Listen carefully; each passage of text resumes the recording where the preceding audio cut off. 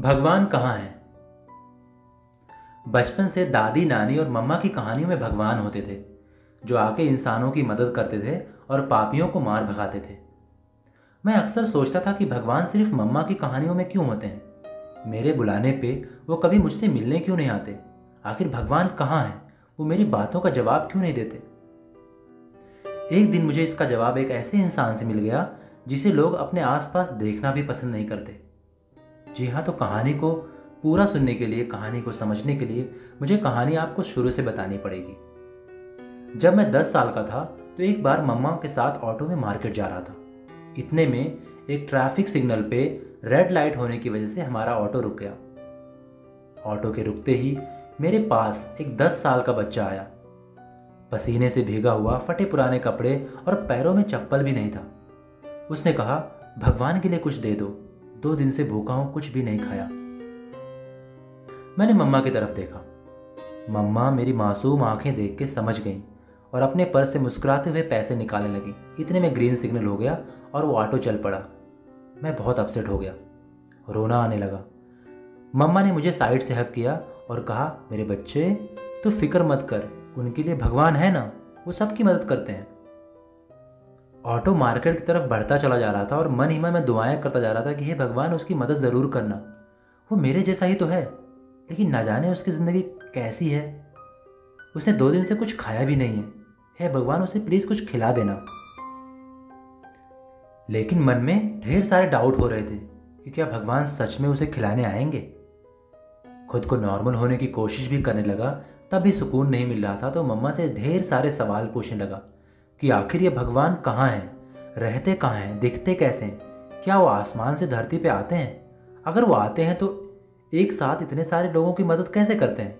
और अगर हर समय धरती पर ही रहते हैं तो हम सिर्फ मंदिर में ही क्यों जाते हैं प्रार्थना करने? लेकिन मेरे किसी भी सवाल का मम्मा के पास कोई जवाब नहीं था, ना ही उन्होंने इसका कोई जवाब दिया। इसलिए मायूस होकर मैंने भी सवाल पूछना बंद कर दिया। धीरे धीरे मैं इस बात को भूल गया और कॉलेज की पढ़ाई के लिए मुंबई चला गया। मुंबई में एक जगह है मरीन ड्राइव। वहाँ मैं घंटों बैठा रहता हूँ और हर रोज़ सूरज को डूबते हुए देखता हूँ। ये सीन मेरे मन को सुकून और खुशियों से भर देता है। मुझे आज भी मम्मा के कहानियों के भगवान पे पूरा भरोसा था। किसी चीज़ को इतना सुंदर बना देना किसी इंसान के बस की बात नहीं। ऐसा ही एक दिन था। मैं मरीन ड्राइव पे बैठे भेल खा रहा था और साथ में सनसेट को एंजॉय कर रहा था। उतने में मेरे कंधे पे किसी ने हाथ रखा। पीछे मुड़ के देखा तो एक 10 साल का बच्चा था, पसीने से भीगा हुआ, फटे पुराने कपड़े पहने, पैरों में चप्पल भी नहीं था। उसने कहा, भैया भगवान के लिए कुछ दे दो, 2 दिन से भूखा हूं, कुछ खाया भी नहीं है। आज मेरी ऑटो छूट नहीं रही थी, ना ही कोई ट्रैफिक सिग्नल था। मैंने अपनी भेल उसे पकड़ा दी और उसे अपने पास बिठा लिया। मैंने उससे पूछा, कहाँ पढ़ते हो? तो उसने कहा कि मैं गांव में पढ़ता हूँ।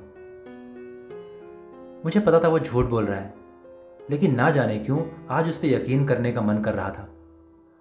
जब उसने पूरा भेल खा लिया तो मैंने अपने जेब से पैसे निकाले। 10-10 के 10 नोट थे, जो कि मेरा पॉकेट मनी था। मैंने उसमें से 10 रुपये लोकल ट्रेन की टिकट के लिए रख लिए, बाकी 90 रुपये उसे दे दिए और उससे कहा, तुम्हारे पीछे देखो, वहाँ 4 छोटे बच्चे हैं जो जो लोगों से पैसे मांग रहे हैं, जाके उनको कुछ दे दो और अगर अच्छा लगे, तुम्हें सुकून मिले तो मेरे पास आ जाना, मुझे तुमसे कुछ बात करनी है।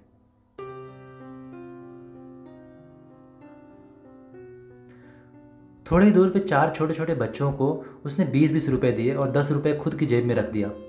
बच्चे खुशी से चहकने लगे।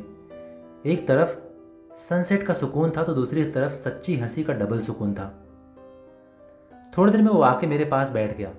उसके होंठों पे एक बड़ी सी स्माइल थी और आंखों में कुछ पा लेने की चमक। मैंने उसके बालों में हाथ फेरते हुए कहा, एक बात बता, तू भगवान के नाम पे ही क्यों मांगता है? पढ़ाई के लिए मांग ले, किताबों के लिए मांग ले, क्या पता लोग ज्यादा मदद कर दें। उसने मुस्कुराते हुए कहा, भैया आप भी कैसी बातें करते हो? भगवान थोड़ी ना उतर के आएंगे हमारी मदद करने को। हमारे हिस्से की खुशी और हमारे हिस्से की जिंदगी वो आप जैसे ही किसी के हाथ तो हमारे पास भेजेगा।